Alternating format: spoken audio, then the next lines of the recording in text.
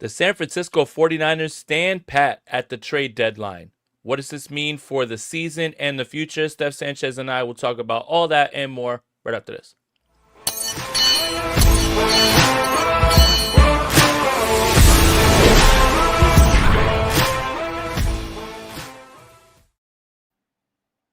I'm Jason Aponte. That's Steph Sanchez. This is the Bully Ball Podcast on the Gold Standard Podcast Network, the only 49ers podcast that made it out of MetLife Stadium with both their ACLs. Steph, what a weekend. How are you? I'm great, man. Just coming down from it all. It was a great weekend. Great to hang out with you again. Great to see everyone that's out in the Jersey, New York area. You guys are awesome. At different points, like both me and Jay got approached by people who are fans of Bully Ball Podcast, two separate people who, say they listen to us and fans of the show. So hope you guys are tuning in and, appreciate the love as always. But yeah, that makes our day to hear that for sure. Yeah, shout out to you guys who, had nothing but nice words to say and wanted to hang out and stuff. Sometimes this becomes thankless. You have a bunch of people that are yelling at you, saying awful, nasty things. Then you realize that, there are people that actually enjoy what it is that you have to say. And I think it's humbling, and it also reminds us that we're doing all right, Steph. Like we're doing okay. Like we're moving in the right direction. Speaking of moving in the right direction, Jason's dynasty team is out here cooking, and he just jumped Steph Sanchez in the standings. How you doing? How you doing? No, it's like this. You caught me on a bad week. I don't want to hear that. It's Whatever, a bad week for everybody. Whatever, man. I have Hurts and I have Barkley, who in a dynasty league, like pretty big players, right? Especially a super flex, you don't really have much better options after that. So that was pretty much going to be a L for me, regardless. But I'll be back. And this is my face not caring. This is my face not caring. I didn't have Lamar Jackson for a long time. Couldn't even start a second quarterback. This is me, my face not caring. Whatever, but we're talking about this league that is in sleeper.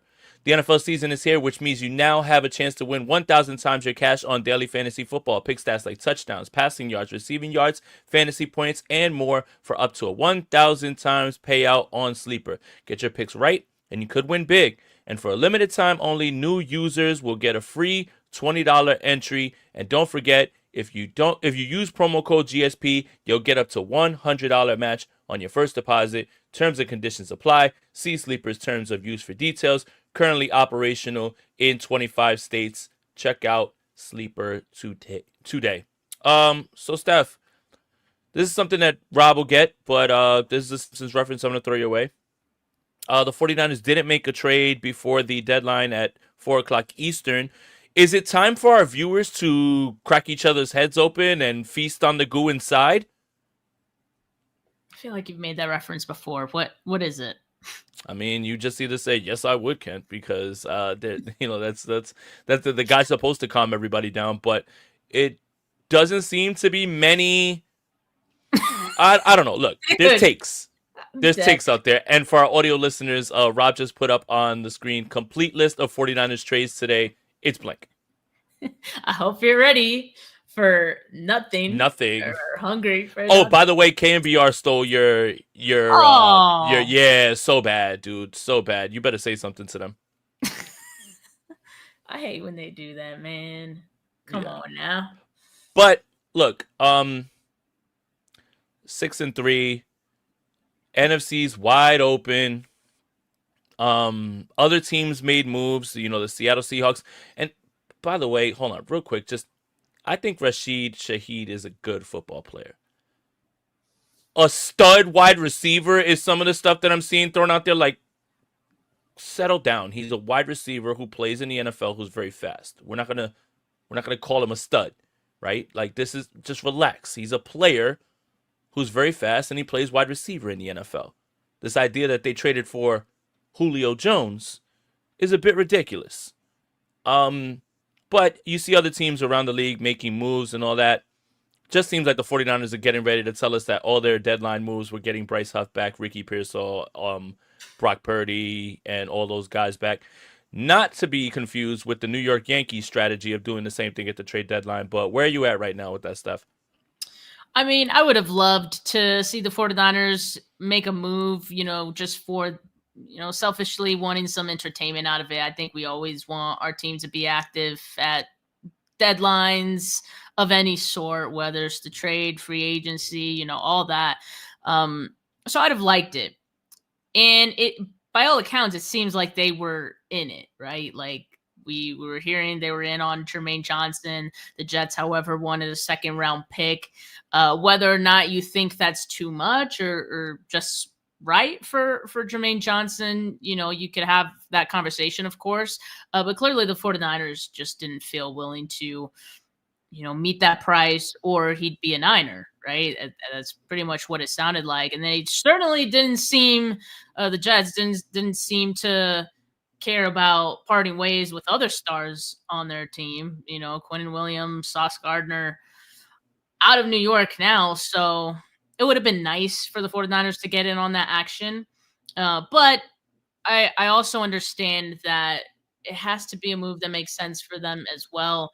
And so, Jay, I actually wasn't even I didn't realize that they don't have that many picks next year. Like they really don't.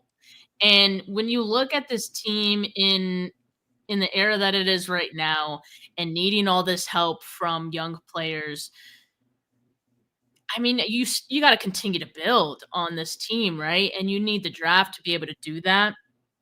Not to say that if they traded for someone, that player wouldn't be part of next year because that was basically what they were looking for in any player that they traded for, Keon White included, who, as we've mentioned, uh, under contract through the 2026 season. But I think if they draft someone like they, or sorry, if they traded for someone, they don't want to give up too much. So you got a first round, second round, third round, fourth round, and then projected comp picks that haven't been awarded yet, and then a round 7 pick from the Patriots. That's it. That's it. That's really not too much. You don't have a fifth. You don't have a sixth, and so they're kind of strapped for draft picks right now. And so if they feel like they want to just continue building through the draft like they had, last season, and so far those picks are looking pretty good, then I don't think I could fault them too much for their reasoning. So far, this team has surprised you with the guys that they have. They're 6'3", so why not just keep it rolling and see what else you could do with what you have. Jason P says, "How do you get tapped into all these East Coast Niners parties? I'm in the Newark Elizabeth area. Funny enough, Steph and I ended up in Elizabeth at Bamboleos very late Saturday night. Oh God, I'm still recovering from this weekend. Okay, Jermaine Johnson, Bradley Chubb, um, whatever, Arden Key. They're not making the 49ers a Super Bowl contender. The 49ers aren't close to winning a Super Bowl. Fred Warner and Nick Bosa are not here. Bradley Chubb, Jermaine Johnson aren't needle movers to the point that it changes the 49ers defense. They're just better at defensive line. Okay, so you want to operate under the assumption of, hey, anything can happen in the playoffs. Sure, anything can happen. But let's talk about anything can happen. Let's talk about it. So you trade a second round pick for Jermaine Johnson. Jermaine Johnson is off of an Achilles injury. What's going to happen when Jermaine Johnson gets here, Steph? My Achilles is flared up and then you've got him for 2 years. Now, I want to ask another question, and I know I'm probably asking something very silly, but it's something that everyone talks about. You want to fix this offensive line very badly, right? Right? That's what everybody wants to do is fix this offensive line.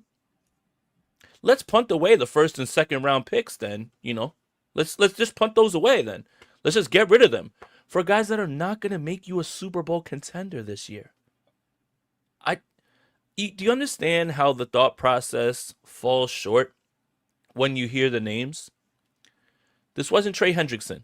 By the way, the Bengals didn't move him for anybody. This wasn't Myles Garrett. This was Jermaine Johnson, who I think is a fine football player coming off an Achilles.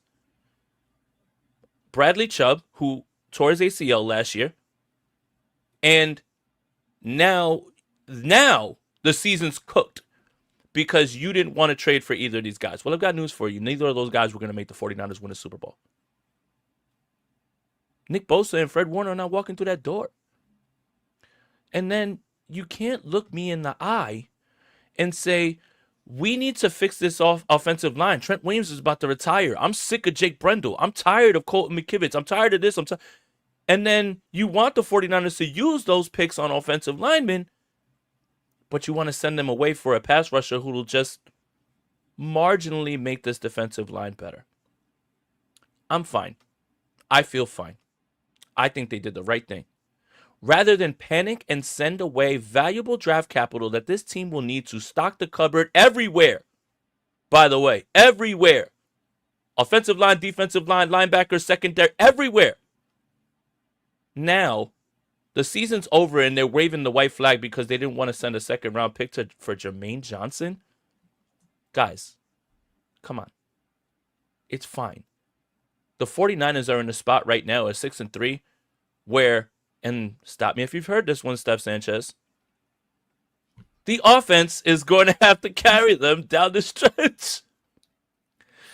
And if the guy that you paid to be the quarterback, Brock Purdy, is that guy, if Ricky Pearsall is that guy that you believe he is in the first round and he gets there on the field, you get back George Kittle, that should help you subsidize what's going on the other side of the ball. I'm fine, man. How are you guys going to feel if Seattle or Rams go to the Super Bowl and play in Levi's? It's embarrassing. I'm not embarrassed. I have no bearing on that. That's none of my business. I'm rooting for Bad Bunny that weekend anyway. I really don't care if Seattle or the Rams go. I'm not in control of that. That's not embarrassing to me. I don't care. You shouldn't care. The problem is that the 49ers are not in a position to get to that game, and it's in their stadium. I'm good. You can't in one breath tell me that you want this team to invest in this, and this, offensive line, all that stuff, and then kick away all those picks for Jermaine Johnson, who's not going to make the 49ers a Super Bowl contender, for Arden Key, who's not going to make the 49ers a Super Bowl contender, for Bradley Chubb, who's not going to make the 49ers a Super Bowl contender. Right now, this is exactly what this season is fact-finding. We're 6-3. Now all your rookies have to play, and you're going to find out where you are. And hopefully your offense can do enough where you can steal a playoff game. I'm fine. I myself am fine. No crash out.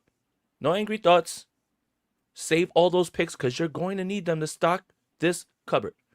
I'm fine. I am fine. I'm not supposed to start shivering and cry now because Seattle traded for Rashid Shaheed.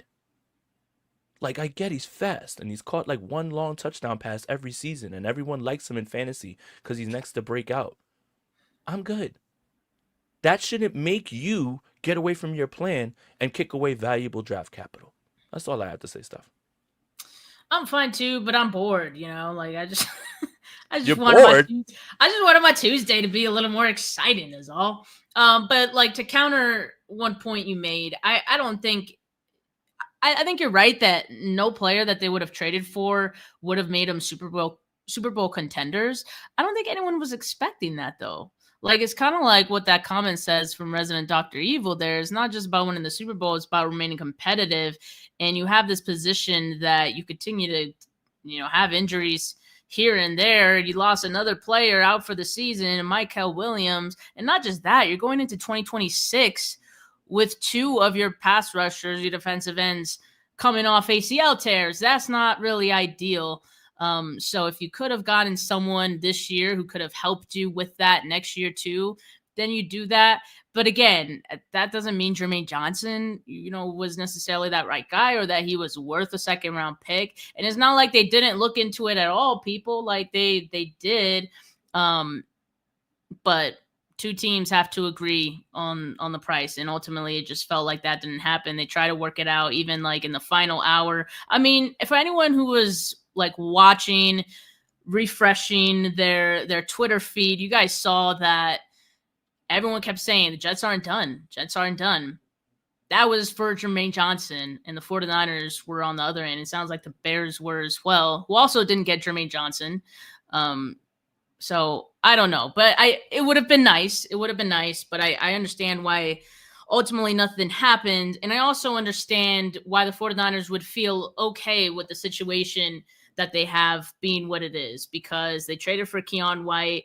They picked up Clinton Farrell. We got to see both of those guys for the first time on Sunday, and both of them did pretty well in their first game. So you got Bryce Huff coming back. Hopefully, fingers crossed for that. I mean, you can never be too sure. I'm gonna knock on some wood, because you can never be too sure with these injuries. Like, I don't want to get into the Jacob Cowan thing, but I just want to say that, or the Yetur Gross-Matos thing, where he was about to come back and then he reactivated. Those are your deadline acquisitions. Yetur Gross-Matos, good. Bryce Huff, Jacob Cowing, Brock Purdy, Ricky Pearsall. Those are your deadline actions. So when John Lynch, whenever the next time he goes to speak at the podium, when he says these words, just take a shot for me. And KNBR Thursday morning, he's gonna say, "Well, we tried. We got these guys coming back, though." Yeah. Shout out our guy. Hell yeah, yo, Nick is man. He's something else, bro. Yo, this weekend he had the Iron Man mask on. Dog, this weekend, man. Saturday was hard. It was really hard, man. The invasion in the city, Chapman's party, the party in Elizabeth. Man, for anybody who's an East Coaster, Jason P, you could relate to this. We took Steph to a chicken spot. We took her to Crown Fried Chicken. Anybody who's from up top, you already know what the vibes are or whatever. So we did everything. We tried to do it. So Nick says, "What's up, guys? Thanks for supporting this weekend. I definitely wanted a player, but at the right price. Offense got to carry us for sure now, Jay." And yeah, that's what I think. Again, play keep away. You're gonna have to score points. You're gonna have to be in a little bit more shootouts, things like that. Your offense, this is what you paid Brock Purdy all this money for. You paid him this amount of money to get into shootouts at times and lift you. So now, whenever it is that he's ready to play, if he's ever ready to play, do it. Because what are you here for? So look, you can say what you want about them not like building for this year or whatever. Again, man, none of those guys are going to put the 49ers in the Super Bowl, I promise you. But, you do have to evaluate where you're going, right? You have to find out what's going on with Brock. Where is he? Is he going to be able to do these things for you? Where is Pearsall? So, you know what? Just go, So, do I believe Purdy plays this year? I hope so. I mean, that'll be back-to-back years in which he's missed, 8-10 games each season, and you're paying him. I hope so. So again, evaluate, move forward, but none of those players that Jermaine Johnson, you were on the phone, you and the Bears were on the phone. That's not a guy that's putting you in the Super Bowl. Just not. Sure, you can probably phrase it in tandem with Bryce Huff and Yetur Gross-Matos and all that stuff, but Yetur Gross-Matos got hurt again in practice. I don't,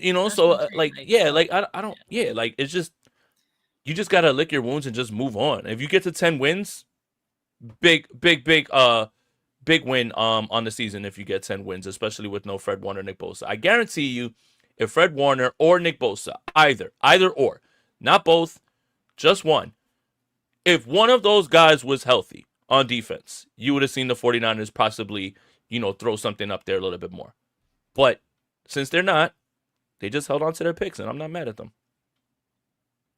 Got to roll with what you have, and you still got to feel good about what you have. Like I said, the way the defense looked on Sunday, it was an admirable performance. Got the job done against Jackson Dart, who we could see this kid is dynamic and very talented, and It felt like it was all 49ers, most of this game. You look at the final score, it's really not reflective to how it felt in this one. And, that's credit to the defense, what they were able to do. And it's credit to the offense, too, who were finally able to move the ball. We've been talking about the fact all season that this offense needs to carry this team. Are we finally at this point, though? Are we finally going to see that? Yeah, I I think that's not even something crazy to ask either. Okay, Yes, you're back, man. Brock Purdy. We paid you a lot of money to lift. You're the franchise quarterback. What Mac Jones is doing right now is admirable, replacing you. But we didn't pay him all that money. We paid you all that money. And this is Brock's team, right? So how do you mitigate the defensive loss? You've got to put up points. You got to get back in there. You have to win, however it is that you do, whether it is playing keep away with the ball like you did against the Rams in the first game, throwing the football, getting back and forth into a shootout. You got to find a way to get this done. Like, you have to win games, Brock, because that's what we paid you for. And I hate to say it's like as simple as that, but it is as simple as that. We didn't pay you to just say, hey, listen, if he's banged up, we got Mac Jones, so I feel good. Nah, you're paying him way too much for him to be banged up and not play and to be playing subpar. So I hate to turn this into a Brock thing, but I need this offense to start rolling whenever it is that he's back. So When is that going to be? Like, we don't even know. I don't even Brock doesn't know. even know. I don't even know. Kyle doesn't even know. Like, I don't know. I worry that we might not see Brock again this season. Like, legitimate That's concern for me. that's super. That would be super super disappointing because you could have let him play this season out without the contract. Yeah. That would be very disappointing because then that would be back to back years in which you've shown that you cannot stay healthy the entire time. And now the money's yours now. So that would be very disappointing. Um, Again, it's not I think it was easier to digest when he was the last pick in the draft. And I mean, he still was, but he's not being paid like the last pick in the draft. When he was Mm-mm. making $1 million, $2 million, and it was all like found money. Yep. But you're making that bread now, and everybody that's paid higher up in that group, they're asked to mitigate the losses that you have to have on defense or on offense to pay you, right? Josh Allen is throwing to plumbers. Their defense is poor. But they count on Josh Allen because he's that guy. And I'm not trying to say that him and Purdy are in the same. But Josh Allen is the reason that they have a chance. They just beat the Kansas City Chiefs. So when you pay a quarterback and you pay him up high, it's supposed to be because, hey, our defense is a little banged up. Finish the job for us. Hey, you know what? Some of our guys are down. Lift the guys that are there. That's what that money constitutes. I'm sorry. I don't know how better to say it, but that's what you're going to have to do the rest of the season if you think that you have a chance at something. We'll still never say, hey, we don't think that we have a chance. I don't think that that's true. And I don't think they're waving the white flag. I just think they were, again, like, here's the other thing. Here's one more thing I'll say, Steph. How much you want to bet if the 49ers would have sent a second round pick for Jermaine Johnson? Jermaine Johnson comes over here. He plays all right. But the Jets use that second round pick on an offensive lineman, and then the talk is, I can't believe the Jets they let them this offensive lineman. Like, you see how quickly all this stuff will spiral out of control. I'd rather you just stick to your guns and just say that John Lynch can't draft, which I don't believe that's true either. But it would play itself out. It will play itself out that same exact way. Oh, with our pick, the Jets took this lineman, and he's really good. John Lynch is dumb for sending. Like, do you see how it writes itself? So this is why I'm not tripping about any of this, because there will always be one side of this, and it's probably going to be me, maybe me being the pessimistic side of it.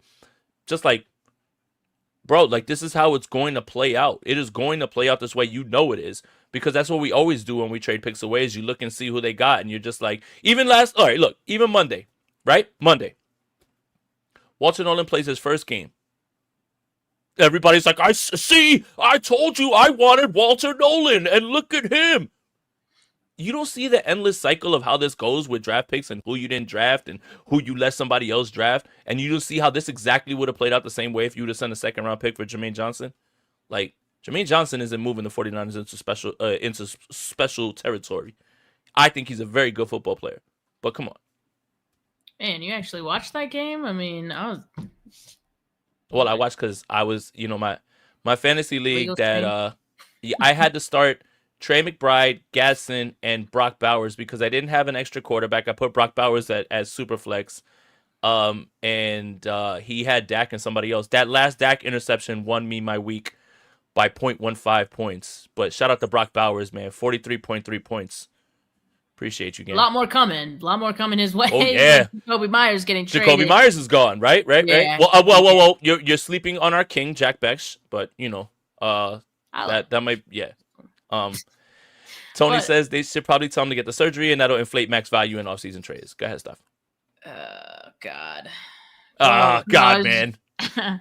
I don't know if Brock's gonna need surgery. I know Kyle was asked about it and he said not to his knowledge, which doesn't make me feel better. Like any like update that Kyle gives doesn't really make Move the anyone needle. feel better. It doesn't No. move the needle. It doesn't move the needle. Nick with another super chat. Shout out you, man. He said the Niner curse of signing the player. This training staff has serious issues. Both Ricky and Brock should have been on IR, so it was definitely mishandled. So the IR thing is an interesting discussion because the 49ers have told us why they didn't put them on IR. For one, for Pearsall, that does feel like a mishandling because they did feel like that was going to be on the shorter end, like around 4 weeks. And remember, like every team only has 8 designations of return from IR that they can make for a season. So when it's that early in the year, you kind of want to ration those because the 49ers have been on the other end of the stick where they used a lot of them early in the season and then they were screwed towards the end and didn't have any more return designations. So this year they're trying to play it safe and thinking, oh, well, he'll probably be back within 4 weeks, except no, that didn't happen. But that seems to continue to point and reflect badly on what the hell's happening with the staff. Like how they can't seem to gauge timelines, how they I don't know if they're rushing guys back, but like guys who are rehabbing get re-aggravated again. Like I can't make sense of what's going on here, but this is one thing that absolutely needs to be addressed in the off season. Like I have had enough. And the same thing with Brock. Like you go into it and you feel like, it's kind of week to week, he'll be fine. Then he feels like he's fine and he plays in that Jags game only to make the injury worse and we haven't seen him since. Like that's the mishandling. I don't fault them for like their reasoning of not wanting to put them on IR, but now it's just ridiculous. Now it just looks stupid, but it looks stupid on the staff, the strength and conditioning, or whoever is in charge of timelines and all that. Like it looks really bad. And I know we have another super chat, but Jay, did you want to say something about that really quick? No, I think you hit the nail on the head. Imad Khan says this is how it goes for the 49ers. They got a quarterback to go to the Super Bowl and goes downhill for the quarterback. Example, Jimmy G. How does this keep happening to us, man? And then there's a quarterback who that when that guy gets hurt, there's a quarterback who like looks good in the meantime, and we're like, maybe we shouldn't have paid that guy. I think we're due to just do this for the rest of our lives. And I have a theory. Now. I have a theory. The football gods, when they gave us Joe and then Steve, I think the blood sacrifice was you're never gonna have that's it. That guy. Yeah, you're never gonna have a guy like that again because we gave him to you back to back. So that's just my theory. I mean, at this point, we got to run with all theories because whatever's happening is like is not straight up like. It's not down logic lane. So we got to start thinking outside the box. But I did want to return to a question that Rob posed to us at the bottom there of who comes back first, Pearsall or Brock Purdy or Brandon Ayuk. Because now to this point, like they've kind of gone past what when we expected them to come back. Brandon Ayuk still not so much, but Kyle Shanahan said they were not going to open his practice window this week. Now remember the practice window's 3 weeks long, so he's not coming back, I would think, in the next 3 weeks is kind of what it sounds like to me. Now you could open a guy's practice window and he could come back in that first week, but based on how everything has gone so far with this Brandon Ayuk thing, that's not what I'm expecting. I would expect they use the full max of that, the 3 weeks. But so anyway, who do you think we'd see first, Purdy or Ayuk? Yes. Yes, you mean no? I don't would just listen say to me. no. Listen to me. I floated this out there and you thought I was crazy. Something stinks about this Brandon Ayuk thing. It stinks to high heaven, and I just can't prove it yet. And it has since it started. And I do believe the San Francisco 49ers are so desperate to get out of this Brandon Ayuk contract and trade him that they want to keep him off the field so he doesn't look a little bit slower, doesn't look like he bounced back, to continue to keep the mystery that Brandon Ayuk is fine and dandy and we'll trade him to you and he's going to be great for you. I cannot shake this feeling. Nothing about the language has been consistent. No, the messaging is off on both sides. Everything is weird. Everything is weird. Everything is weird. No one is saying anything that is definitive. Hey, it might be this week. Weeks it went from week 6 to, well, we'll do week 10 and then week 12 and like there is no timeline on this. The guy's running around. I don't even know if that's allowed at practice. Something is weird here, man. And how could you not even like question what's going on with this, with the way that this thing has been handled? I question everything at this point. Like, I question everything. I'm skeptical of just everything they tell us. I'm just assuming that every injury, every timeline they give us is going to be longer than what they say. And it's a problem. It's a problem. So, shout out Niner Empire DMV member for 28 months. Oh, hell yeah.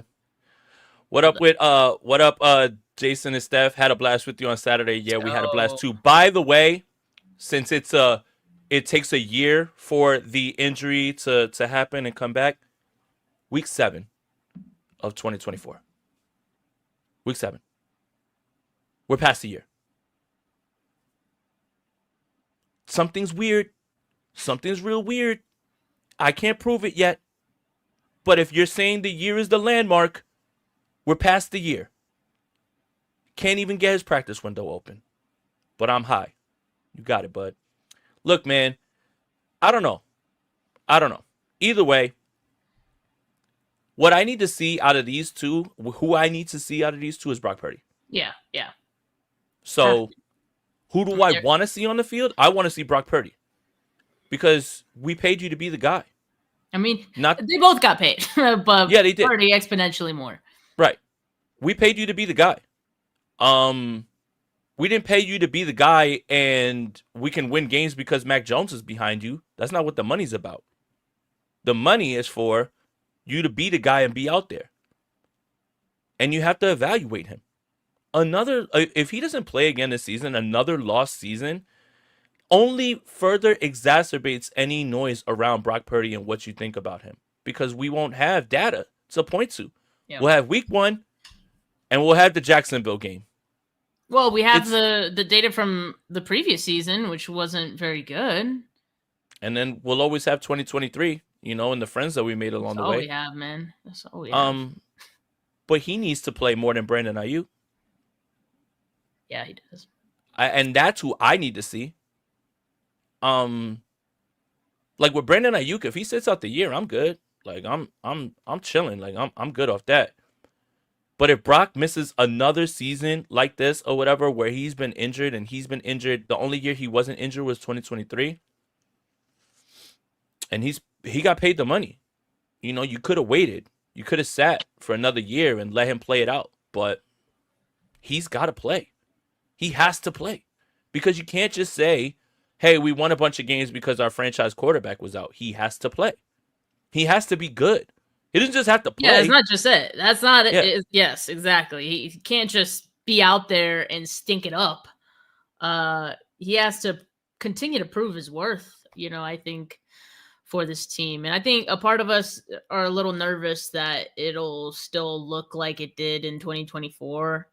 But we were really hoping, and we're going to use this 2025 season as kind of that true test of 2024 was a fluke season for Brock because he didn't have all of his guys healthy, right? But for the most part, the offense has stayed healthy. At least when Brock will come back, it'll be healthy. Because, I mean, I'm assuming Pearsall will come back before Brock at this point. So, Kittle's back. You got McCaffrey. Yeah, I don't know. Do you and this is, I guess, the contract. All right, so I'm bad with all this stuff and everything, where people are just like, oh, you can get out of it after, this year and everything. The guaranteed money goes away in 2028. Everything else is different, right? So I guess you're really just assuming that he plays well enough that they renegotiate the contract and they fix it or whatever, but guaranteed money goes away when he turns 29. You gonna say something? No, it's just laughing. Dead cap money, that's the 49ers have shown that they're not really, they ate a ton of dead cap this offseason to move on from people. But I want to reiterate this. I think Brock's the guy. I miss Brock Purdy. I think he's the guy who can lift the offense to different places. But I can't go off that without data. I can't go off that without tape. I can't go off that without sample size. Right? Otherwise, I'm just wishing on a star. What I will tell you is the 49ers wouldn't be 6-3 without Matt Jones. And he's been winning however necessary. And I don't care what the opponent is because the team is so decimated by injuries. I mean, the ragtag group of wide receivers that he's throwing to. Demarcus Robinson. Kendrick Bourne when he decides to catch. Juwan Jennings had a good game Sunday. Everybody knows the ball's going to Christian McCaffrey, and yet they can't stop it. I still think Brock's the guy, but I need to see it. And I'm sorry that I've turned it into this or whatever, but I think that's the only way that you can really look at their inactivity at the trade deadline and say, this is what they're banking on, because the offense would have to lift and do more.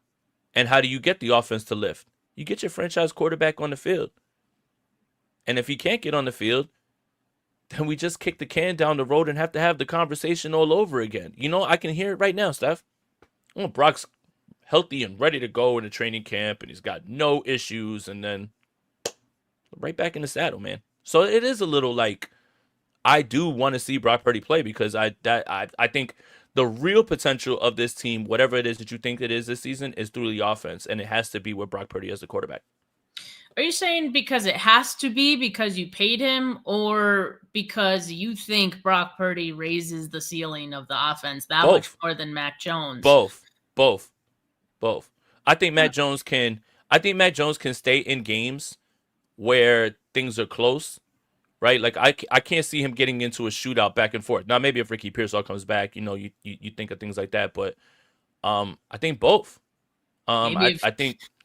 Maybe if the run game is going, he could. I mean, which we didn't have in the first few weeks of the season. Like, you're starting to see that get rolling now. And yeah. Well, with the running game, I don't want to get, they have looked better. I don't want to get too happy because, Stevie Wonder could have seen that they were going to be able to run all over that Giants run defense, right? They're putrid, right? Same thing with it, with Atlanta. I was a little bit more shocked at that one, but they beat them up inside. Against poor run defenses, they're going to go off. But that's not what this 49ers offense was built on. They were able to run the football on anybody. But they took advantage of a good situation. And at least I can say that they've done that. Because if they're not running the ball against poor matchups, then we've got a bigger issue to deal with. But I just think, look, if you're going to be going through this, you're going to be going through bumps and bruises, right? Upton Stout has been giving up some plays. Obviously, the safeties, they played much better in this game. Jair Brown and Malik Mustafa, I think, combined allowed 17 yards on 4 catches for the whole game. So you're starting to figure that stuff out. But better offenses, better teams are going to push you in different ways. And the first test starts on Sunday. Against Matthew Stafford and Puka Nacua and Devontae Adams. Matthew Stafford has been very good this season. So you are evaluating. Those are the games that you start to fear, can you get into those and go back and forth? Can the 49ers duplicate their game plan from that Thursday night game? I sure hope so. And that's the game plan they better be installing, with Mac, right? But if that game starts to get, back and forth, do you feel good about, right, like being in those types of games? And I just don't think the offense is suited to win those types of games. I mean, they beat them once already, so I mean, you Yeah, but do. they played keep away the entire game. I'm talking about like But that needs to Matthew be part of Stafford, their Bing Bong. strategy No, that needs to as be well. the game plan again. You need to play that game all over again. That's Like what I'm find a saying. way to duplicate that. Yeah, that's what I'm saying. Keep away should be part of the offensive strategy. I know we wonder whether, the 49ers offense could keep up in a shootout. Um, Probably not, but I think you have to be able to play your game and be complementary and balanced, and that could go a long way. We're now seeing special teams actually, you know, grow a pair and be Best good. best unit on the team, by the way. Like full stop, like not even a Full stop. joke. Not even Um, joking. Not even trolling. not even a joke, but that's what I mean. Like if you have all three phases playing complementary to each other, then you could find yourself in a lot of favorable positions to win games, and that's what the 49ers need to do on Sunday. I do expect that, of course the Rams are probably going to have a bit of a better effort than they did in the first game. I think the 49ers will have a bit of a tougher time given that they won't have Fred Warner for this game, among others. So, it's but they're gonna roll with who they have, and Yeah. we'll see what Nick is happens. right. Nick is right though. You could put the you Oh, could put most definitely. yeah, Nick like Shanny seems to coach Shanahan better against McVay. Shanahan Absolutely. turns into the coach from the Water Boy, and on the other side, he sees like a dog or a baby, and he's drafting up the plays and everything. No, well, you know what I will say about that is, it's what will always keep me like no 49ers Rams game. Again, I talked about this, hasn't been it. There's no blowouts on the Rams or the 49ers. Either the 49ers win, blow them out, or the Rams barely win. That's it. That's just how it goes. Like the Rams have never blown out the 49ers during the Shanahan and Kyle, time like after 2019. So the familiarity, that part is like all there. And look, it is what it is. Like if you look through the rosters, you're gonna start to talk yourself into the place you were that Thursday night football game, right? But I still have a hard time looking at this team, depending on who's back, depending on who plays. I still have a hard time looking at this 49ers team and not being able to keep it close. Now, Fred Warner played in that game. That helps. So yeah, it's just Tatum Batune has been really good though. I Mhm. really, really, really, really want to highlight that. And I thought I was being a little, I guess, overly optimistic when I broke down the Tampa Bay film and I put that video together. But man, he's been so good. That's why Nick Martin's not going to see the field. Batune is your Mike starter. Winters is your Sam and Will. Where does Nick Martin play? He doesn't play Mike. He can't. He's not taking Winter's spot. It's a good thing. So I'm not saying that Batune is better than Warner, or like is filling in, but he's doing a great job, man. He is doing a great job. But yes, Fred is the better defender of the middle of the field, and that helps a lot. But even in that game, the 49ers gave up what, 30 something? In that game, Yeah, 30, we'll say it 31? was high Yeah. scoring. Yeah, so and remember, that all happened later on in the game. That game started early. The 49ers were up 14 nothing. They had held the ball for so long. But when Stafford starts to hit and hit and hit and he starts to roll, that's when it starts to get a little afraid. So, but He's look, dangerous, sure. no, I mean he's really good. He's a really, really good quarterback. And I also want to let people know Puka Nacua played in that game. So did Devontae Adams. So did Kyron Williams. Like the 49ers weren't facing a depleted Rams team. Like, Rob Havenstein wasn't in that game, but he's not good, so it doesn't matter. Let him play. So like let him play at right tackle. Like if you want to use that and say, oh, our right tackle's back, he's not good anyway, so it doesn't really matter. But yeah, it's gonna be tough. Either way, but that's how those games go. Either the 49ers win, either the 49ers blow them out, or the Rams barely win. That's the only three ways that these games go with McVay and Shanahan. And I'm excited to find out where this defense is because I don't feel like I learned too much against the New York Giants. I feel like I like you beating the New York Giants doesn't scream to me defense, we're back. That just means you did what you were supposed to do. Now, if you're talking about playoff teams, that's a playoff team over there. Hmm. Now we have to properly evaluate you and see where you're at in that way, in the same way that we felt about Tampa Bay, right? Like teams that are in that playoff part, we've got to figure that out. Yeah, I mean it's going to be a big test for sure for this team, and obviously huge implications for not just the NFC West but the whole NFC picture. I mean, since the first few weeks of the season where we got all of the NFC West games done pretty early, you know, the Seahawks and the Rams have gained a lot of ground on the 49ers, and we still feel good about where the 49ers are at being 6-3, but you look at these rosters and you compare the two and you just know the 49ers are not in a spot to compete. But we also talk about the familiarity when you play division games. I mean, anything could happen. And we saw a lot of upsets last week, some within division, some within conference.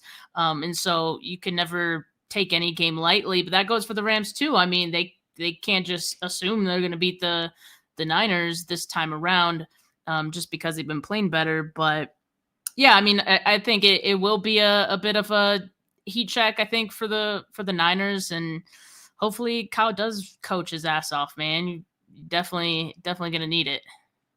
Yeah, 100%. And it's funny because the thing that I'm going to be looking at in this game is I feel so much better about Renardo Green these last few weeks. And I know He I just looked talked great about this last yeah, week, and he I looked know I great just against talked the about like Giants. how it's the Giants and they don't have receivers, but this is 3 straight weeks in which he's given up like less than like 17 yards in coverage, man. After being picked on and picked on and picked on, he's been very, very good, man. So very interested to see where he lines up with Devontae Adams. I feel like in that Thursday night football game, Devontae Adams was open, but Stafford and him weren't connecting, and he was like overthrowing him a little bit, or they just weren't on the same page.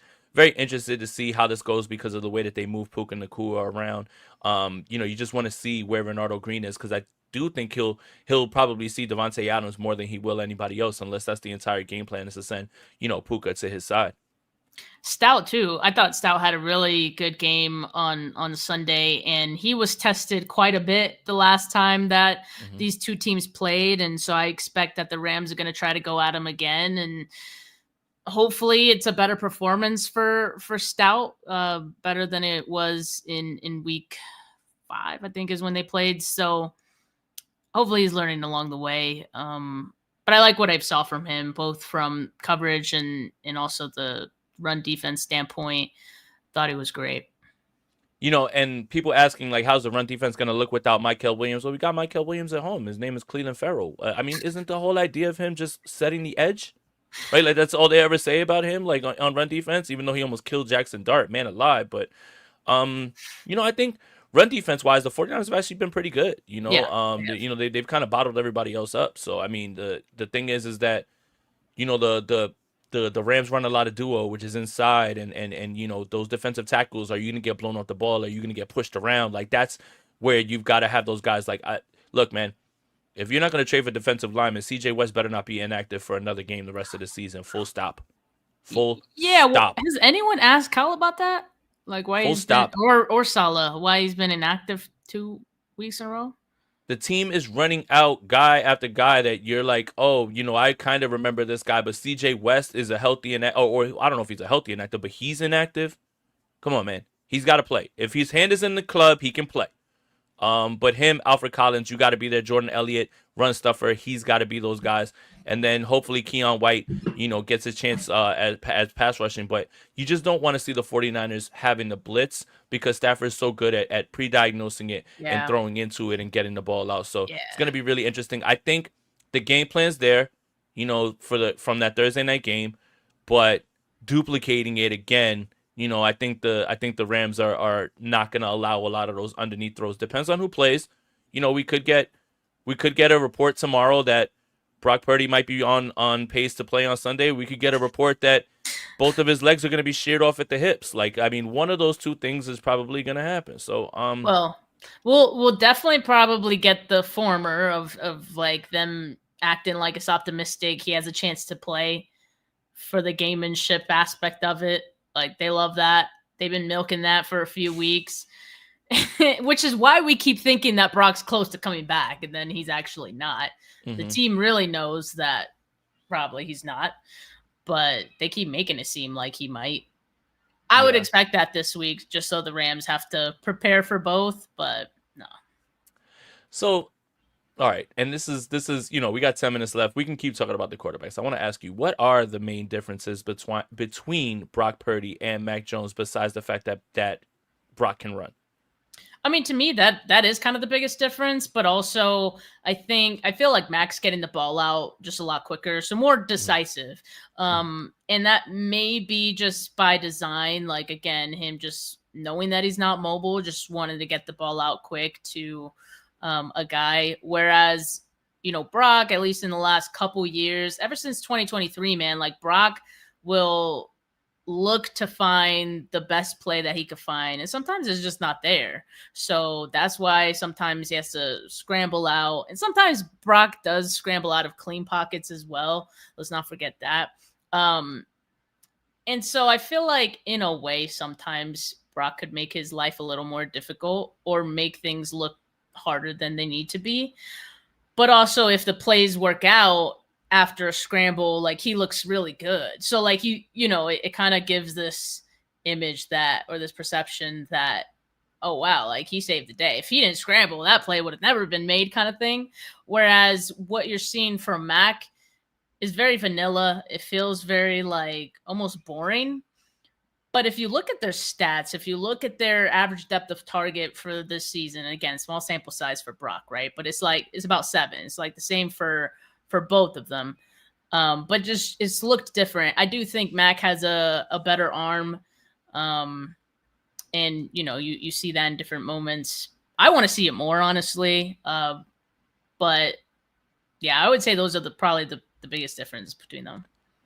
The reason I bring it up is because the idea that Brock Purdy might play and then doesn't, the defense isn't like, oh my God, what are we gonna do, man? Oh my God, we prepared all week for Brock Purdy, and Yeah, it's now like it's the Mac Jones. same. Yeah, it's the same That's why I was thing. asking you earlier, like, why do you think that Brock really raises the ceiling of the offense that much more than Well, all right, but he Mac? does things. All right, so when you swing for the fences and you're a doubles and home runs hitter, you strike out more.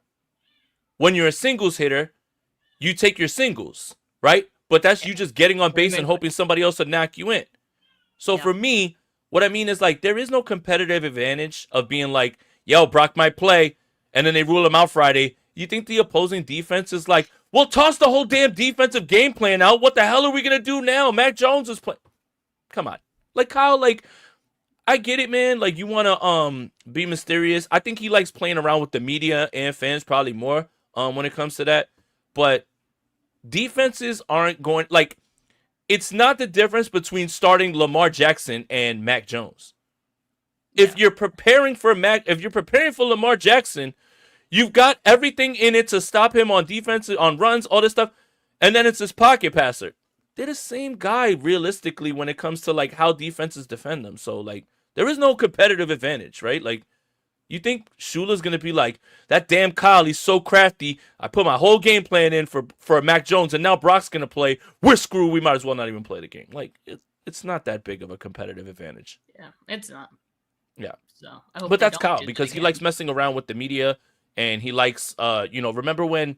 Do you remember the day before the week of the last game in the against the Rams after Trey started against Houston, and all week he was like, yeah, I know who we're starting, but I don't want to tell you. It's like, did I answer your question? And then like, bro, like you're just doing this all the time. Like, like who cares, man? Like, it's not really gonna change how defenses look at you, especially between these two guys. I really don't see stylistically too many things where a defense is gonna be like, damn, that's a completely different player than we Yeah. prepared for this entire week. So, yeah, Right.